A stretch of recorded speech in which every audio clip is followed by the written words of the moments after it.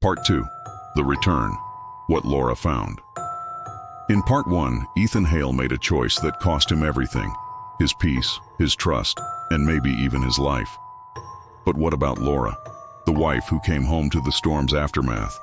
This is what happened after the visitors. Welcome back to DreadLoop, where the story doesn't end when the screen fades to black. The Hale family car pulled into the driveway just after sunset. The rain had stopped hours ago, but the sky still looked bruised, streaks of purple and gray clinging to the horizon. Laura Hale stepped out, her heels crunching on broken glass.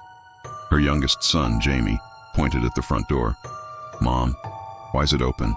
The door was cracked, swaying lightly in the wind. When Laura stepped inside, the smell hit her. Wet wood, mold, and something faintly metallic. The living room was a wreck. Furniture overturned, blood smeared along the edge of the hallway wall. "Ethan?" She called softly. "Honey, are you here?" No answer.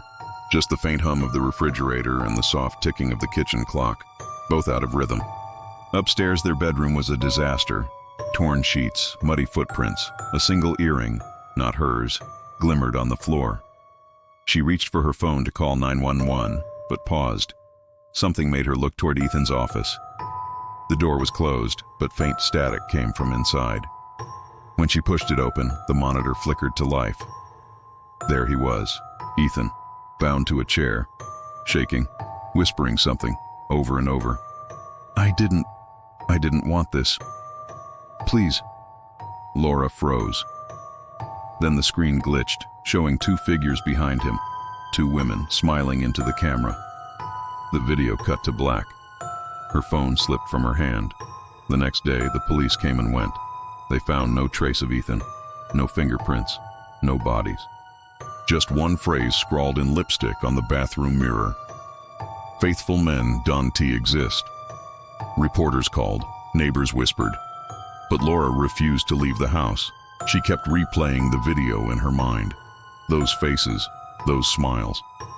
On the third night, the doorbell rang again. Two women stood outside, one blonde, one with long black hair, both perfectly dry, despite the rain that had just begun to fall.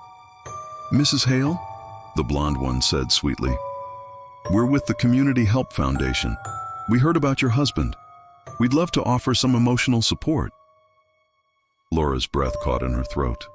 Their faces. She had seen them before. "You need to leave," she said firmly. But the women only smiled wider. "We understand. Grief can make you see things." And before Laura could shut the door, the black-haired woman pushed it open.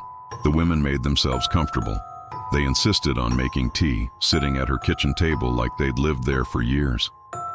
Laura's hands shook as she dialed 911 under the counter. But when she pressed call, she realized the line was dead. "Phones don't work well here when it rains," the blonde one murmured. "Ethan told us that." Laura's blood ran cold. You knew my husband?" "Oh yes," the dark-haired one said softly. "We spent a beautiful night together. He told us everything."